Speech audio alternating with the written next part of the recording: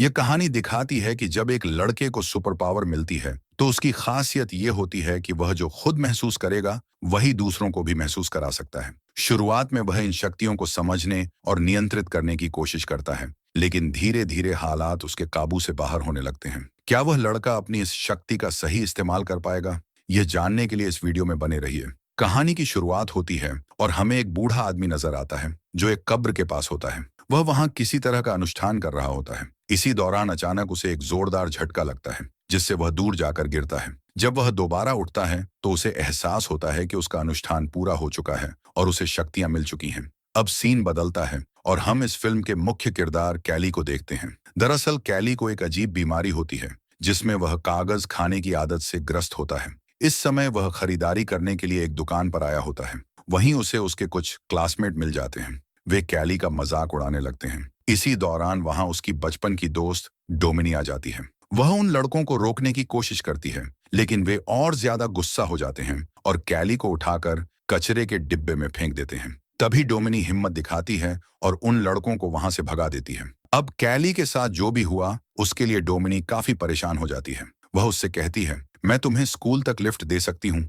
लेकिन डोमिनी की दोस्त उसे ऐसा करने से मना कर देती है। उनका कहना होता है कि कैली अभी अभी कचरे में गिरा था और वे अपनी गाड़ी में गंदगी नहीं चाहती थी। इसके बाद जब कैली स्कूल पहुंचता है तो उसकी कचरे में फेंके जाने की वीडियो वायरल हो चुकी होती है। स्कूल में हर कोई उसका मजाक उड़ा रहा होता है। घर लौटने पर उसकी माँ उससे पूछती है, आज तुम्हारा दिन कैसा गया? इस पर कैली जवाब देता है, आज मेरी डोमिनी से बात हुई। उसकी माँ मुस्कुराते हुए कहती है, तुम दोनों अच्छे दोस्त हो और तुम्हें उसे डेट पर चलने के लिए कहना चाहिए। और शायद डोमिनी भी कैली को पसंद करने लगी थी। इसके बाद हमें उस कब्र का दृश्य दिखाया जाता है जहां बूढ़े आदमी को शक्तियां मिली थी। वहां एक आदमी आता है जिसका नाम रिडल होता है।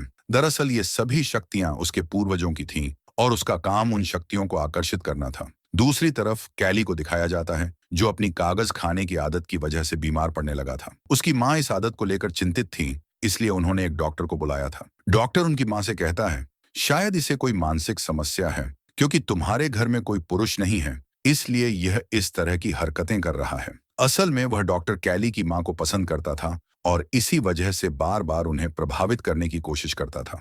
दूसरी तरफ हमें एक बूढ़ा आदमी दिखाया जाता है जिसका नाम पफलुएगर होता है। वह लोगों को इकट्ठा करके बता रहा होता है, मेरे अंदर बहुत सारी शक्तियां हैं और मैं तुम सभी को अच्छा महसूस करा सकता हूँ। इसी दौरान वहां एक बुजुर्ग औरत आती है जो ठीक से चल नहीं पा रही होती। उसके पैर में बहुत दर्द होता है। वह पफलुएगर के पास जाती है और वह बूढ़ा आदमी उसके सारे दर्द को अपने अंदर खींच लेता है। यह देखकर सभी लोग उसकी तारीफ करने लगते हैं। वहीं कैली की माँ भी यह सब देख रही होती है। उसे लगता है कि शायद पफलुएगर कैली की मदद कर सकता है, इसलिए वह उसे अपने घर आने का न्योता देती है। दूसरी तरफ रिडल भी इन घटनाओं को गौर से देख रहा होता है। वह पफलुएगर के पास जाता है और कहता है, जो शक्तियां तुम्हारे पास हैं वे तुम्हारे लिए खतरनाक साबित हो सकती हैं। ये सारी शक्तियां मेरे पूर्वजों की थीं और तुम्हें इन्हें मुझे लौटा देना चाहिए। लेकिन पफलुएगर हंसते हुए जवाब देता है, मुझे इस शक्ति का मजा आ रहा है और मैं इन्हें तुम्हें कभी वापस नहीं दूंगा। इसके बाद पफलुएगर कैली के घर जाता है। जैसे ही वह कैली को छूता है उसे तेज सिर दर्द महसूस होने लगता है। जब वह दोबारा कैली को छूता है तो अचानक से उसका दर्द बढ़ जाता है और इसी वजह से उसकी मौत हो जाती है। पफलुएगर की मौत के बाद कैली अचानक से अच्छा महसूस करने लगता है, क्योंकि अब पफलुएगर की सारी शक्तियां उसके अंदर आ चुकी थीं। अगले दिन जब कैली अपनी साइकिल ठीक कर रहा होता है तो उसके हाथ पर एक कट लग जाता है, लेकिन कुछ ही पलों में वह खुद ब खुद ठीक हो जाता है। ये देखकर कैली समझ जाता है कि उसके अंदर कुछ खास शक्तियां आ चुकी हैं। उधर कैली की माँ अपनी नाइट शिफ्ट पर जाने के लिए तैयार हो रही होती है, लेकिन उसे बहुत थकान महसूस हो रही होती है। तभी जब कैली उसे गले लगाता है तो उसकी सारी थकान अचानक गायब हो जाती है और वह भी तरोताजा महसूस करने लगती है। इसके बाद कैली टाउन में आता है और यहाँ पर उसकी मुलाकात डोमिनी और उसकी दोस्त एली से होती है। डोमिनी उसे देखकर कहती है, तुम तो आज कुछ अलग ही लग रहे हो। फिर वह कैली से कहती है, कल तुम्हारे साथ जो हुआ मैंने उसके बारे में सुना। तभी पीछे से रॉकी आता है और फिर से कैली को परेशान करने लगता है। वह गुस्से में आकर कैली के पेट पर मुक्का मारता है, लेकिन इससे कैली को कोई असर नहीं होता। उल्टा रॉकी को खुद ही चोट लग जाती है। यानी अब अगर कोई भी कैली को चोट पहुंचाने की कोशिश करेगा तो चोट उसी को वापस लगेगी। यह देखकर रॉकी और भी ज्यादा गुस्सा हो जाता है और कैली के चेहरे पर मुक्का मारने की कोशिश करता है, लेकिन फिर से उसे खुद ही चोट लग जाती है। जब कैली ये सब देखता है तो वो बहुत खुश हो जाता है। वह रॉकी से मजाक में कहता है, भाई जब तुम्हारा मन करे तब मुझे मार सकते हो। यह सुनकर रॉकी गुस्से में वहां से भाग जाता है। घर जाते वक्त कैली एक जॉब की वैकेंसी देखता है और वह नौकरी ज्वाइन कर लेता है। रात में वह बहुत खुश होता है और अपनी माँ को सारी बातें बताता है। इसके बाद रॉकी अपने पिता को लेकर कैली के घर पहुंच जाता है। रॉकी के पिता गुस्से में कैली की माँ से कहते हैं, तुम्हारे बेटे कैली ने मेरे बेटे रॉकी को मारा है। इस पर रॉकी खुद कहता है, हाँ मुझे पता है। कैली की माँ ये सुनकर कहती है, मेरा बेटा नहीं बल्कि तुम्हारे बेटे ने मेरे बेटे को मारा है। इस पर रॉकी का पिता कहता है, हाँ मुझे पता है, लेकिन आज जो हुआ वह बहुत अजीब था। कैली की माँ गुस्से में कहती है, अगर तुम्हें पहले से पता था कि तुम्हारा बेटा मेरे बेटे को मारता है तो तुमने पहले कुछ क्यों नहीं किया। वह इतनी ज्यादा नाराज हो जाती है कि रॉकी के पिता को घर से बाहर निकाल देती है। यहाँ पर कैली अपनी माँ से कहता है, माँ मैं तुम्हें यही बात बताना चाहता था। फिर वह अपने आप को चोट पहुंचाने की कोशिश करता है और अपनी माँ से भी ऐसा करने को कहता है। जब उसकी माँ ऐसा करती है तो सारा दर्द उन्हें ही महसूस होता है। ये देखकर उसकी माँ कहती है, तुम्हें अपनी शक्तियों को ठीक से समझना चाहिए। ठीक है, तुम आज से एक्सपेरिमेंट कर सकते हो और देख सकते हो कि तुम्हारी और कौन कौन सी पावर्स हैं। अब कैली पर किसी भी चीज का असर नहीं हो रहा था। वे दोनों यह फैसला करते हैं कि इस बारे में किसी को नहीं बताएंगे। अगले दिन कैली स्कूल में डोमिनी का एक रबर बैंड टेबल पर पड़ा देखता है। वह सोच में पड़ जाता है क्योंकि कल रात उसने सपने में भी यही चीज देखी थी। जब वह डोमिनी की तरफ देखता है तो उसे महसूस होता है कि वह उसी के साथ है। सपने में डोमिनी के साथ उसकी दोस्त सारा भी थी। जब वह यह सब सोच रहा होता है तब डोमिनी और सारा भी क्लास में वही सोचने लगती हैं। वे दोनों समझ नहीं पाती हैं कि यह क्या हो रहा है, लेकिन कैली क्लास से बाहर चला जाता है। अब रात को सभी स्टूडेंट्स एक पार्टी कर रहे होते हैं। वहां पर डोमिनी का एक्स बॉयफ्रेंड उसे पीछे से पकड़ लेता है। ये देखकर कैली गुस्से में उसे छोड़ने के लिए कहता है। इस पर नेल्सन हंसते हुए कहता है, तुम मेरा क्या बिगाड़ लोगे। नेल्सन गुस्से में कहता है, तुम्हारे साथ जो भी चल रहा है मैं इसका पता लगा लूंगा। पार्टी खत्म होने के बाद कैली साइकिल से घर जा रहा होता है, लेकिन रास्ते में नेल्सन और उसके दोस्त उसे देख लेते हैं और उसे चोट पहुंचाने की कोशिश करते हैं। कैली संतुलन खो बैठता है और एक गाड़ी के सामने गिर जाता है, लेकिन कैली पर कोई असर नहीं होता, बल्कि गाड़ी चला रहे व्यक्ति की तुरंत मौत हो जाती है। इस घटना से कैली भी डर जाता है क्योंकि अब उसे अपनी शक्तियों का असली खतरा समझ आने लगा था। अब यहाँ पर डोमिनी और उसकी फ्रेंड्स भी पहुंच जाती हैं। यहाँ पर कैली डोमिनी को सब कुछ सच बता देता है। इसके बाद पुलिस भी पहुंच जाती है और कैली की माँ भी। पुलिस उस लड़के की मौत के बारे में पूछताछ करने लगती है।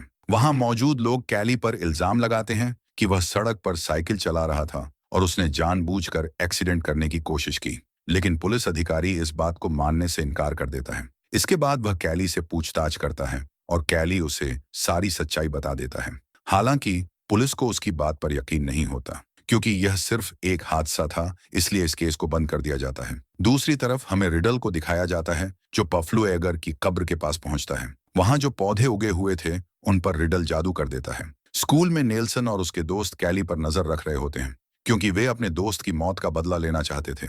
इस बीच कैली और डोमिनी एक साथ बैठे होते हैं। डोमिनी कहती है कि एक नई मूवी आई है और वह उम्मीद करती है कि शायद कैली उसे डेट के लिए पूछेगा। कैली पहले तो बात समझ नहीं पाता, लेकिन आखिर में वह उसे डेट के लिए पूछ ही लेता है और डोमिनी हाँ कह देती है। इसके बाद जहां कैली काम करता था वहां रिडल उससे मिलने आता है। वह कैली से पूछता है कि क्या वह पफ्लू एगर को जानता है। फिर कैली उसे सब कुछ बता देता है। ये सुनकर रिडल समझ जाता है कि अब पफ्लू एगर की सारी शक्तियां कैली के अंदर आ चुकी हैं। रात में जब कैली घर आता है तो उसकी माँ के सिर में दर्द हो रहा होता है, इसलिए वह दवाई लेने के लिए बाहर निकल जाता है। लेकिन बाहर नेल्सन और उसके दोस्त उसके घर पर नजर रख रहे होते हैं। उन्हें लगता है कि शायद कैली की माँ घर से बाहर गई है और कैली अकेला है। वे अपनी गाड़ी से उसके ट्रेलर को लोहे की चेन से जोड़ देते हैं, जिससे ट्रेलर नीचे गिर जाता है। ट्रेलर गिरने की वजह से वहां गैस लीक हो जाती है। कैली की माँ बाहर निकलने की बहुत कोशिश करती है, लेकिन वह बाहर नहीं निकल पाती। तभी एक लैंप नीचे गिर जाता है और वहां आग लग जाती है। आग फैलने के कारण विस्फोट हो जाता है और कैली की माँ की जान चली जाती है। जब तक कैली वहां पहुंचता है तब तक आग पूरी तरह फैल चुकी होती है। पुलिस को लगता है कि कैली भी जल चुका है, इसीलिए वे उसे अस्पताल भेज देते हैं। लेकिन बाद में पुलिस अफसर को पता चलता है कि कैली को कोई चोट नहीं आई। इसके बाद शेरिफ से मिलने के लिए रिडल आता है। वह पुलिस अफसर से कहता है कि हमारे पूर्वजों की शक्तियां अब कैली के अंदर आ चुकी हैं और हमें कुछ करना पड़ेगा, लेकिन अफसर उसकी बात पर ज्यादा ध्यान नहीं देता। अगले सीन में कैली की माँ का अंतिम संस्कार दिखाया जाता है। वहां डोमिनी उसे सांत्वना देने के लिए आती है। जब सभी लोग चले जाते हैं तब कैली अपनी माँ की कब्र के पास जाता है। वहां एक पत्ता पड़ा होता है जिसे वह उठाता है और खाने लगता है। लेकिन जैसे ही वह पत्ता खाता है उसे अजीब सा महसूस होता है और वह उल्टी करने लगता है। दूर खड़ी सारा ये सब देख रही होती है। अब कैली की माँ की मौत के बाद ऑफिसर उसे हॉस्टल केयर में रखने वाले थे। रास्ते में ऑफिसर कैली से कहता है, तुम्हारे ट्रेलर का बैलेंस खराब हो गया था, क्या उसमें कोई परेशानी थी? और तभी कैली रोड पर नेल्सन और उसके दोस्तों को देखता है। वह समझ जाता है कि यह सब उन्होंने ही किया है। गुस्से में कैली गाड़ी से कूद जाता है और उन लड़कों का पीछा करने लगता है। वे सभी एक नदी के पास पहुंचते हैं। अब कैली वहां आकर उनका एक शर्ट पकड़ लेता है, फिर उसे अपने गले के चारों तरफ बांध लेता है और खुद को खींचने लगता है। लेकिन जिस लड़के की वह शर्ट होती है उसका दम घुटने लगता है और वह पानी में डूबकर मर जाता है। उसके सभी दोस्त उसे बचाने की कोशिश करते हैं लेकिन नाकाम रहते हैं। अब कैली बाहर आकर उन लड़कों से कहता है, अब तुम 3 लोग बचे हो और मैं तुम में से किसी को भी नहीं छोड़ूंगा। इस बीच कैली को खोजते हुए ऑफिसर भी वहां पहुंच जाते हैं, इसलिए कैली वहां से भाग जाता है। अब नेल्सन बाकी सभी लोगों को इस घटना के बारे में बता देता है। डोमिनी इस बारे में कैली से बात करती है। उसे लगता है कि कैली कभी भी किसी की जान नहीं ले सकता। जब कैली डोमिनी के पास जाता है तो वह उससे कहती है, तुम मेरे साथ चलो। फिर कैली डोमिनी को सब कुछ सच बता देता है। डोमिनी कहती है, तुम इस तरह से किसी को नहीं मार सकते। अगर तुम्हारी माँ जिंदा होती तो वह ऐसा कभी नहीं चाहती। कोई ना कोई तरीका जरूर होगा जिससे वे खुद तुम्हारी बात मान लेंगे। इस बात पर कैली मान जाता है। अब अगले दिन क्लास चल रही होती है, तब वहां कैली पहुंच जाता है। वह नेल्सन के सभी दोस्तों का मजाक उड़ाने लगता है। अब उनका एक दोस्त कैली पर हमला करने वाला होता है, लेकिन नेल्सन उसे रोक लेता है। इसलिए अब कैली उन्हें और ज्यादा उकसाने लगता है। जब ये लोग केमिस्ट्री लैब में होते हैं तब नेल्सन का एक दोस्त कैली पर एसिड फेंक देता है, लेकिन गलती से एसिड उसके अपने दोस्त के चेहरे पर गिर जाता है, जिससे उसका चेहरा जल जाता है और तुरंत उसकी जान चली जाती है। अब यहाँ पर डोमिनी कैली पर बहुत ज्यादा गुस्सा हो जाती है, इसलिए कैली वहां से चला जाता है। रात में सारा नेल्सन से मिलने आती है। वह उससे कहती है कि उसे भी अपने दोस्त की मौत का बदला लेना है। अब क्योंकि उसे कैली की कमजोरी के बारे में पता था, वह यह बात नेल्सन को बता देती है। दोनों जंगल में जाकर उन जादुई पत्तों को इकट्ठा करते हैं और लिक्विड बनाकर गैस के कैन में भर देते हैं। अगले दिन जब सभी लोग प्रैक्टिस कर रहे होते हैं तब वहां एक पुलिस अधिकारी उन्हें चेतावनी देने आता है और कैली भी वहां पहुंच जाता है। उसके पास एक ड्रिलिंग मशीन होती है। वह नेल्सन से कहता है कि सच सबको बता दो कि तुमने क्या किया है, लेकिन नेल्सन मानने से इनकार कर देता है। तब कैली खुद पर ड्रिल करने लगता है और उसकी सारी चोटें नेल्सन को लगने लगती हैं। अब डोमिनी भी वहां पहुंच जाती है। इसी दौरान नेल्सन ने जो लिक्विड बनाया था उसे कैली पर छिड़क देता है। इससे पहले कि हालात और बिगड़ते, वह मौके का फायदा उठाकर पुलिस अधिकारी की बंदूक छीन लेता है। जब कैली धीरे धीरे ठीक होने लगता है तब नेल्सन उसे गोली मार देता है। इसकी वजह से नेल्सन की मौत हो जाती है। डोमिनी कैली से कहती है कि उसे इस तरह से बदला नहीं लेना चाहिए था। शरीफ कैली से कहता है कि यह सब तुम्हारी ताकतों की वजह से हुआ है, लेकिन मैं तुम्हें फिर से नॉर्मल बना सकता हूँ। अब कैली भी फिर से नॉर्मल होना चाहता था। इसके बाद रात का समय दिखाया जाता है। अब सभी लोग रिडल के पास जाते हैं, जहां एक अनुष्ठान किया जाने वाला था जिससे कैली की सारी शक्तियां खत्म हो जाएं। कैली को तेज दर्द होने लगता है। रिडल कहता है कि कैली के पास ये शक्तियां बहुत लंबे समय से हैं और इन्हें हटाने के लिए उसे अपनी जान देनी पड़ेगी। ये सुनकर डोमिनी कैली से कहती है कि जल्दी से यहाँ से भाग जाओ। अब सभी लोग घबरा जाते हैं। इसी बीच शरीफ का एक आदमी किसी को गोली मार देता है। डोमिनी भी गोली लगने से घायल हो जाती है और मरने से पहले कैली से कहती है कि अपनी शक्तियां किसी को मत देना। कैली को बहुत गुस्सा आ जाता है। यह देखकर शरीफ कैली के सिर पर गोली मारकर उसे खत्म कर देता है। इसके बाद शरीफ रिडल से पूछता है कि क्या उसे शक्तियां मिल गईं? लेकिन रिडल कहता है कि नहीं। इसके बाद दिखाया जाता है कि जब लोग डोमिनी के शव को ले जा रहे होते हैं तब डोमिनिक अचानक उठ जाती है। अब कैली की सारी शक्तियां उसके अंदर आ चुकी थीं और वह अब सबसे बदला लेने वाली थी। यही सीन आखिरी होता है और इसी के साथ फिल्म खत्म हो जाती है।